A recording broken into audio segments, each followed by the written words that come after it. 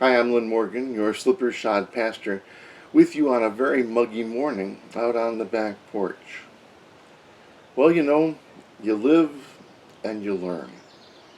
Isn't that what we think? And it's quite true, in fact, that a lot of the wisdom that we acquire, we get the hard way. We make mistakes.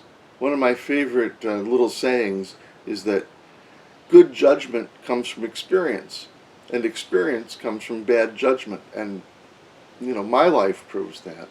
But it isn't the only way one can get wisdom. It isn't the only way one can get good judgment.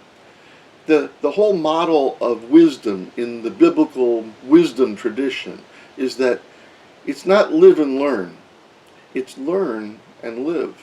If you pay attention to the wisdom of the community, the people of God who've come before you, if you pay attention to what God reveals to you in Scripture, then you can live a better life, and you don't have to make all the mistakes that humans make yourself.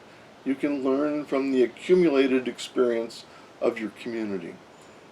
I've really enjoyed my rereading of Ecclesiastes, and that's why you've been hearing about it, perhaps more than you wish you had, but yet one more time, at least, I'm going to read to you again from the book of Ecclesiastes, and still in chapter 9, but towards the end of the chapter. The author says, "I saw that under the sun the race is not to the swift, nor battle to the strong, nor bread to the wise, nor riches to the intelligent, nor favor to the skillful, but time and chance happen to them all."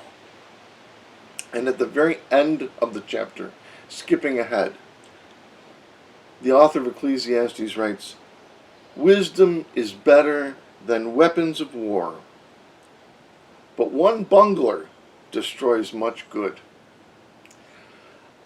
I like all of that. The beginning part, where it says that the race is not always to the swift, nor the prize to the strong, nor bread to the intelligent, it reminds us that when things go awry in our lives, it isn't necessarily because we lack skills. It isn't necessarily because we have been indolent and haven't applied ourselves to the problem. It's because the world is full of random chance. And so when we ask the question, why do bad things happen to good people? Well, it's a perfectly natural question to ask, but it's the wrong question to ask, because there's no answer to the why. And so it really is a matter of bad things happen to everybody. And your skills and your diligence and your goodness is not necessarily protective. That doesn't mean one should give up exercising one's intelligence or applying one's best skills, but to recognize that when things fall apart, you may not be responsible for their dissolution. It may not be your fault. It may not be your weakness. And that can be some consolation to us. And at the end, I love just the real life aspect of all of these observations of Koheleth, but this one perhaps most of all. Wisdom is better than the weapons of war. And indeed that's true, right? We know that if we are wise, if we're smart, if we apply ourselves, it's better than applying force, right? Work smarter, not harder. Live more intelligently than just applying brute force to things. So wisdom is better than the weapons of war, but one bungler destroys much good.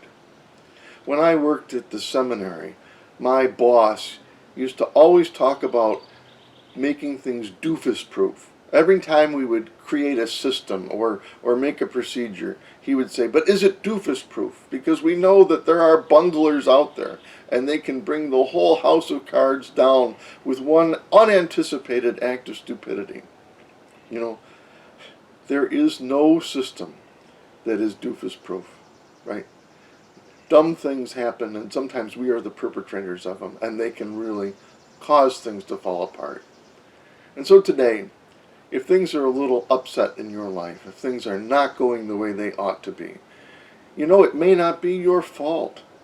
It may be that just as the race doesn't always go to the swiftest, or the prize to the one who is strongest, nor the rewards to the most intelligent, because bad things happen to everybody.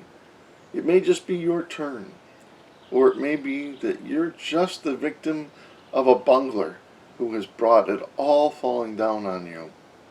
And hey, yep, maybe you're the bungler too. We all have done that, haven't we? Messed up the thing that was just perfect until we made a boneheaded mistake. Be easy with yourself today. Be loving and accepting of the person who you have to live with the rest of your life. Be kind and forgiving, and accept life as it comes today, and give thanks for something. Be grateful for the gift of this gorgeous and humid day, and all the people who populate it. And until we see each other again, be at peace, my friends.